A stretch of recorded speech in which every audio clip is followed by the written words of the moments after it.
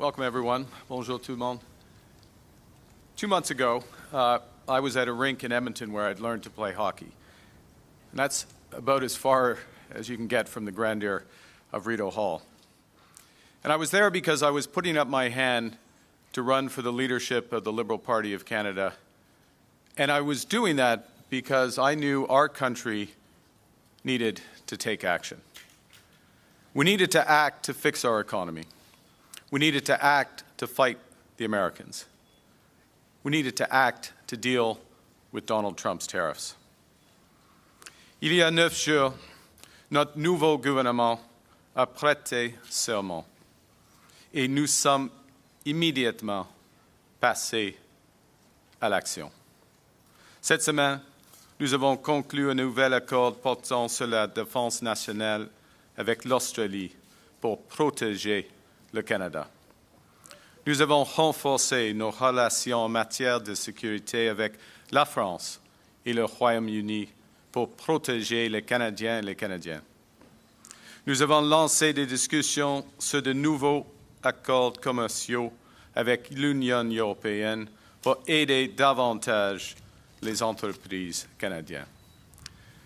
We eliminated the tax on carbon for consumers, for small businesses, and for farmers to end the division that it was creating amongst Canadians, because we are stronger together. We reversed the increase in the capital gains tax so that builders are encouraged to take risks and be rewarded when they succeed. When I met with the premiers in Ottawa on Friday, we agreed to eliminate barriers to trade and mobility inside our country. And the federal government is leading by committing to legislate the end of all federal barriers to interprovincial trade by July 1st. Together, we will push to create one Canadian economy by Canada Day, because we are stronger together. This past week, we acted to protect workers using the proceeds of our retaliatory tariffs against America's unjustified trade actions. We acted to unlock major infrastructure projects and get them moving rapidly, including clean and conventional energy, critical minerals, and new trade corridors with reliable trading partners. We acted to create new supports for farmers and businesses during this trade war. We expanded dental care for millions of more Canadians. And we took all of these actions and more to create the foundation to build a stronger Canada. There is so much more to do to secure Canada, to invest in Canada, to build Canada, to unite Canada. That's why I'm asking for a strong, positive mandate from my fellow Canadians. I've just requested that the Governor-General dissolve Parliament and call an election for April 28th. And she has agreed. We are facing the most significant crisis of our lifetimes because of President Trump's unjustified trade actions and his threats to our sovereignty. Our response must be to build a strong economy and a more secure Canada. President Trump claims that Canada isn't a real country. He wants to break us so America can own us. We will not let that happen. We're over the shock of the betrayal, but we should never forget the lessons. We have to look out for ourselves. We have to look out for each other. Nous savons que nous devons veiller les unes sur les autres.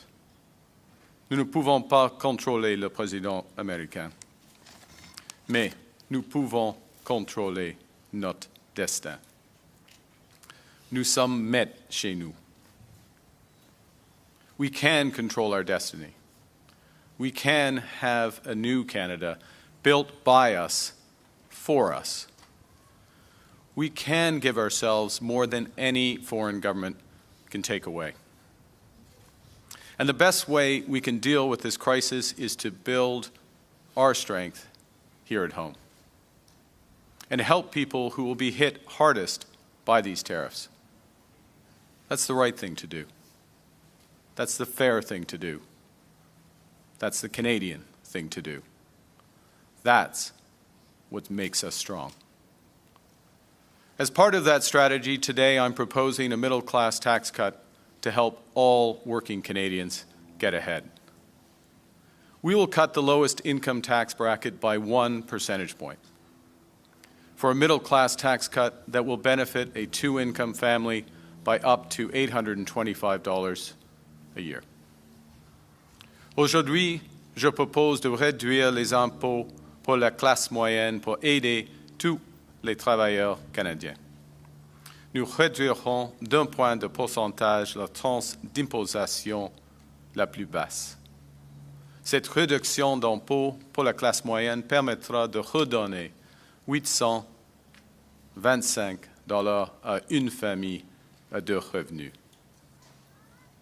I'm asking Canadians for a strong, positive mandate to deal with President Trump and to build a new Canadian economy that works for everyone.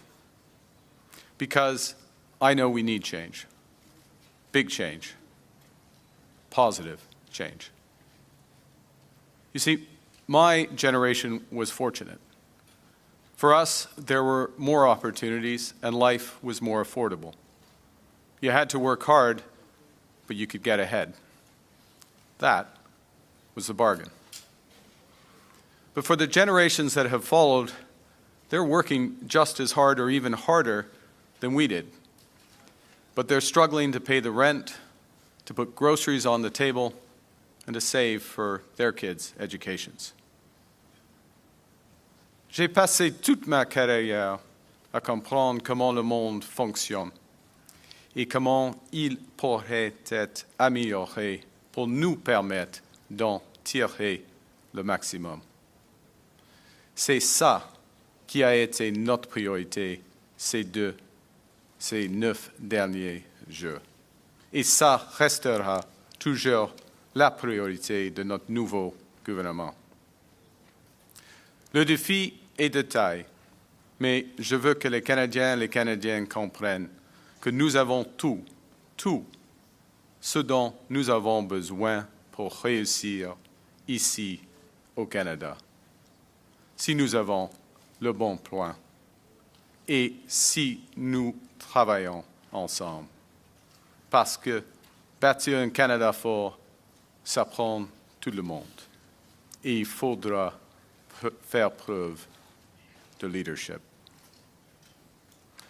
It's easy to be negative about everything when you've never fixed anything. It's easy to be negative about everything when you've never built anything, when you've never had to make a payroll. But negative slogans aren't solutions. Anger isn't action. Division isn't strength. Negativity won't win a trade war. Negativity won't pay the rent or the mortgage.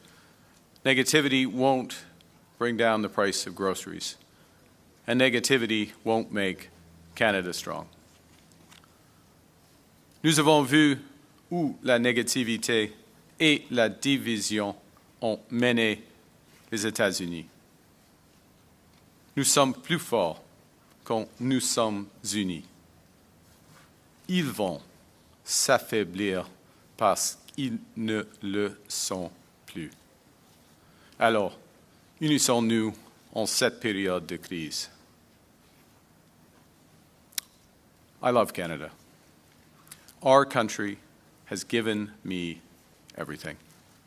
I stood up in Edmonton 2 months ago, and I'm standing here today because I want to give it all back to Canada. So that every Canadian kid, whether they're growing up in Nanaimo or Montreal or St. John or Scarborough or Inuvik, has the same opportunities that I had, the same hope, the same confidence in a brighter future. It's time for all of us to come together and be strong. So I'm asking for your vote so we can be Canada strong. Un Canada fort. Vive le Canada. And with that, I'd be pleased to take your questions. Thank you, Prime Minister. We'll begin our question period. We'll take 15 minutes of question, one follow-up. Merci. On va prendre 15 minutes de questions, une question et une question de suivi. Première question. Good afternoon, Tonda McCharles with the Toronto Star. Sir, why are you throwing the country into an election in the middle of a tariff war? And if you think it's so necessary now, then why not make it longer so Canadians can really test drive you to see if you represent the change you claim to represent? Well, a couple of things, Tonda. First is that we have put in place a tremendous amount of change in the 9 days that I have been Prime Minister. That includes changes to taxes, including the announcement today of a middle-class tax cut. But very importantly, we put in place protections for workers. So we made a commitment right from the start that we would use all revenues from retaliatory tariffs to protect our workers. And we put in place changes to the EI system in order to do that. I note that Mr. Poilievre has taken that money and said he will use it for a tax cut. Doesn't care about workers being in place.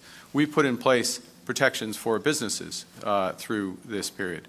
We have shown the scale of our ambition in terms of creating what Canadians have asked for. And I've heard this time and time again across this great country.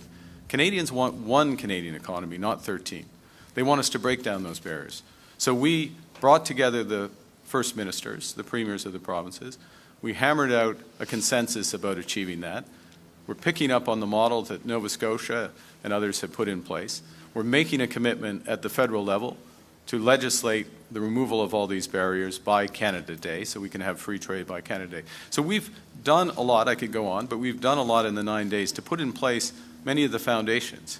But what's important is that the government has a mandate from the Canadian people to finish the job of building that Canadian economy, to finish the job of diversifying our trading partners, and to have a strong mandate to stand up to Donald Trump and the Americans and negotiate the best deal for Canadians. And that's what I will do. After that meeting Friday night, you said you linked Pierre Poilievre's Conservatives to Elon Musk and Donald Trump's approach to cutting taxes, regulations, foreign aid. Mr. Poilievre's just staked out his own platform pitch to Canadians right now, today saying that he will stand up to Trump, that a liberal's still just a liberal. So on what basis can you fairly compare the Canadian Conservatives to Trump-style Republican Conservatives? Well, first, the comparisons are quite easy. You look at the language mirrors, and the track record of language stretches back over years. It's not a recent phenomenon, so straight from the language, number one. Secondly, from the intention. So Elon Musk stands up and says, and the Trump administration eliminates foreign aid. Within a few days, Pierre Poilievre flies in and out of Nunavut and says, I'm going to eliminate foreign aid. By the way, doesn't talk to the Premier, doesn't talk to local Indigenous leaders while he's there, not our approach, obviously. So a series of words plus proposals which are uncannily familiar with the proposals of the Trump administration. Very different from our approach, very different from an approach for example, to building a housing market, both offering much greater supply, very different from our approach. I'll give you one last example because I know there's a long lineup of questions. Today, we announced that we are going to expand dental care. Now, the dental care program that was put in place several months ago now serves 1.8 million Canadians. 1.8 million Canadians have received dental care under this program. These are people who could not afford dental care previously. Pierre Poilievre pretends they don't exist. We've just expanded the potential pool by another 4.5 million Canadians who also are in that situation. That is a very different approach to Canada. That's a Canada that brings Canadians together, protects all, and that's the Canada we're offering. Good afternoon, Prime Minister. Ashley Burke, CBC News. You've repealed the capital gains tax changes, and you're promising this middle-class tax cut, but you're also making new spending commitments. So how do you plan to pay for that, and what kind of cuts will you have to make to keep up with your promise of a deficit below 1% of GDP? Well, a couple of things. One is that we are looking at driving efficiency in government, in other words, productivity in government, by flipping around the approach to government, which is to concentrate on the outcomes as opposed to the dollars in. And so that's part of the reason why, it's the core reason why we put in place a new Ministry Department of Government Transformation, use a series of reviews on programs, but also new technologies, AI, to drive those productivity. I'm going to, if I may, Ashley, just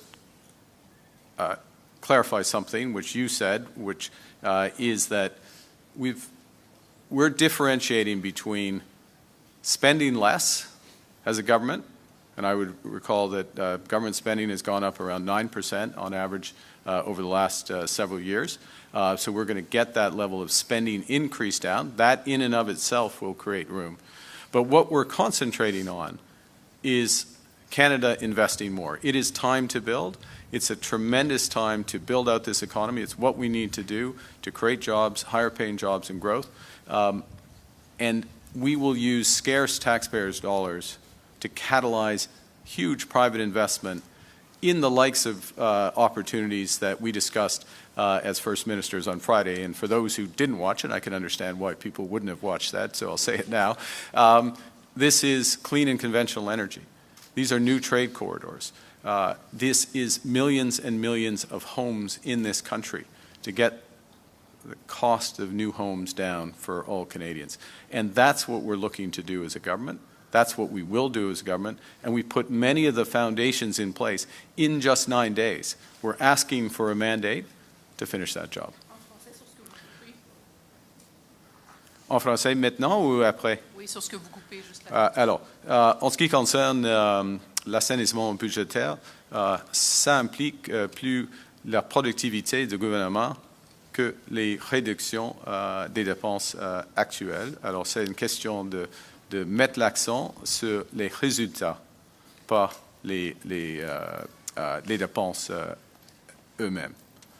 Deuxième point, nous mettons l'accent sur l'investissement au Canada, afin d'utiliser les dollars gouvernementaux afin de catalyser des grands investissements privés en ce qui concerne le logement, le secteur d'énergie propre, le secteur d'énergie conventionnelle et les minéraux critiques et tout cela que nous avons discuté aux réunions des premiers ministres. You're a new leader, but the Liberal government has been in power for a decade. Your ministers served under the Trudeau government. Why should Canadians believe that you, when you say that you represent something different and change? Well, I have several things. The first is that you've seen a change in approach and action. It's not words, but action. So the changes to the tax regime that I've mentioned, the changes to our approach to housing, you'll see much more in the coming week in terms of increasing dramatically the supply of housing. A change to the approach to our external trading partners and our security partnerships with the accords with France, with the United Kingdom, the building out with the European Union. Changes to the coverage of healthcare in this economy. So all of those steps, the scale of ambition and change in creating one Canadian economy. And I think one of the things that I would emphasize is that I recognize, and my government recognizes, the need to act dramatically and act rapidly to build an economy that's strong for Canada, to control what we can control, to build for us and by us. That's what we're doing. The other thing I would add is that we have some very strong members of our caucus of ministers. I'm fortunate to serve with them. We are recruiting some exceptionally strong candidates. across this country. Some have been announced. Many more will be announced in the coming days. This is a renewed government, and the proof is in the action, and the action has been considerable. Thank you. Good afternoon, Mr. Carney. Christopher Nardi from the National Post. So Alberta Premier Danielle Smith recently said that she had asked the United States administration to pause their tariffs during the federal election because they were benefiting Liberals in the polls and hurting Conservatives under Pierre Poilievre. What is your response to those comments, and will you be able to work with the Premier in light of that revelation? Well, my responsibility is to work with all Canadians, with all stakeholders, certainly with the premiers, with national Indigenous organizations, with Labour, with other stakeholders, with everyone. So that's my responsibility. I take that seriously. I was pleased that at the First Minister's meeting we had unanimous consent on our communique, on our objectives. We have to follow through with action for that. With respect to the Premier's comments, I take note of her alignment of Mr. Poilievre with Mr. Trump, and would note that that's one of the decisions that Canadians will have to make, whether they want a government that is unifying, that's standing up for Canada, and is taking focused action to build a better economy, or they want division and Americanism, and that's what Mr. Poilievre seems to be offering, and just endorsed by the Premier of Alberta. In French, on Ms. Smith, please. En ce qui... Oh, mon Dieu. OK. C'est beaucoup. Alors, première chose, étant Premier ministre, je travaille avec tous les groupes, les premiers ministres, puis les chefs autochtones, les syndicats, les ouvriers, tout cela, les sociétés, bien sûr. OK? Ça c'est mon job et je le fais. Et il y a un exemple avec le consensus que nous avons agréé vendredi dernier aux réunions des premiers ministres. D'autres points. Il semble que Madame le Premier ministre d'Alberta dise que, en effet, M. Poilievre et M. Trump sont les mêmes. Ça, c'est le choix pour les Canadiens. Les Canadiens, un Trump canadien ou un gouvernement qui unit notre pays, qui met l'accent sur l'action afin d'avoir une économie forte qui travaille pour tous les Canadiens et Canadiens. Pas facile, hein, faire le saut français. Oui, c'est un service de traduction ici, comme Premier ministre. Alors, vas-y. During the leadership campaign, you promised to, quote, cap immigration until it reached sustainable pre-pandemic levels. Yeah. Pre-pandemic immigration levels were rising. So will you be lowering, maintaining, or increasing current immigration levels? Yeah, this is an important question. So the way I would characterize the situation is that post-COVID, there was a surge in immigration, both in temporary foreign workers, in foreign students, as well as permanent immigration, and we have not lived up have not lived up to the bargain with those people. There's not adequate housing. Not everyone who came here for an education was getting an education that they would expect. And a consequence of that, many other aspects, but a consequence of that is the new caps that have been put in place on much lower levels of immigration, including temporary foreign workers, including foreign students. And those caps, or something similar to those levels, in my judgment, need to remain in place until we've expanded housing. We've reabsorbed the levels of immigration that have happened in our country, and so there's not a predetermined point where one would remove or adjust those caps. Si je peux dire, parce que chaque question est en anglais et en français, si je peux dire en ce qui concerne au Québec, un aspect d'immigration au Québec, c'est une question d'intégration des immigrants à la société québécoise. Et il faut avoir un rythme qui est d'accord avec ça, tout cela. We'll Thank do you. last question. Dernière question, s'il vous plaît. Judy Trin with CTV News. C'est pas chaud aujourd'hui, hein? Prime Minister Carney, you're a practicing Catholic. You went to church before you visited the Governor General this morning. Do you explicitly support a woman's right to choose? And how will your faith impact your policy deliberations should you Yeah. win this election? Thank you for the question. I wouldn't have drawn attention to the fact I went to church, but thank you for noting it. I absolutely support a woman's right to choose unreservedly, and will defend it as the Liberal Party has defended it proudly and consistently. I will defend the Charter proudly and consistently, as the Liberal Party does. I would say this: I don't speak about these matters. I think what's relevant, when I say matters, my personal faith or spirituality, but I'll say what's relevant is that it informs my sense of responsibility and service. I feel, that I should serve our country the best I can. And if I go back to my journey to be standing in front of you here, I did feel at the turn of the year, as the crisis bore down on us and the need for big change, that I should put my hand up and be part of that change. I'm humbled that I was chosen as leader of the Liberal Party. I'm privileged that I have had this time in government, a short time in government. We have made major changes to put Canada in a stronger position, a much stronger position.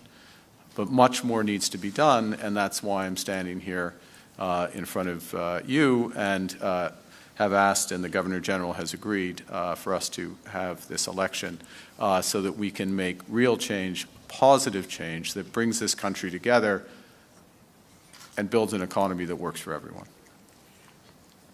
Why did you choose to run in the riding of Nepean, and what was involved in your decision in terms of also the fact that Mr. Chandra Arya, who has represented this riding for quite some time as a Liberal, what is the situation involving him being disqualified from running in this race? And do you live in this riding? So several things there in your question. First, the decision of candidates selection or candidate approval, we have within the Liberal Party a committee called the Green Light Committee, which takes into account various information about candidates, does basic candidate due diligence, if I can put it that way. Mr. Arya, so I am not a member of that committee. They take their decisions. Mr. Arya, as you know, was disqualified from the leadership race for the Liberal Party because of certain factors. That informed the decision, is my understanding, of the Green Light Committee to recommend that he be disqualified as a candidate in Nepean. Now, from my perspective, I've been a resident in the Ottawa area for almost 20 years, with the exception, of course, when I was quite obviously a resident in London when I was governor of the Bank of England, but apart from the time when I was governor there, I've been a resident in Ottawa. I know Nepean well. I was best man to Peter Chiarelli, grew up in Nepean, so from Barhaven to Bell's Corners and in between, it's an area I know well. And in many respects, it's representative of many of the aspects, not all the aspects, but many of the aspects of this country. Median incomes around probably $50,000, $55,000, so a little less than the national average, but in there. Very diverse, both the opportunities and the challenges that we face as a country, and those are challenges that I'm looking to address. That's why I put my hand up. That's why I'm here as Prime Minister. That's what I'm eager to move forward with my Liberal colleagues on, and this is the positive vision that we're putting forward for the people of Nepean, the people of Ottawa, the people of Ontario, the people of Canada. Thank you very much. En français, monsieur, sur monsieur Arya, puis est-ce qu'on peut avoir une question en français aussi après, si c'est possible? D'accord. OK. Il y a deux requêtes. En ce qui concerne M. Aria, il y a un processus dans le Parti libéral pour chaque candidat qui s'appelle le feu vert, un comité, le feu vert. Et il y a des considérations que la comité à prendre en mesure afin de prendre une décision. En ce qui concerne Nepean, je peux arrêter là afin d'avoir l'autre. Question finale en français, madame? OK, d'accord. Oui, bonjour, Monsieur Carney, Bonjour. Sandrine Vieira avec le journal Le Devoir. Ma première question et ensuite un suivi si c'est possible.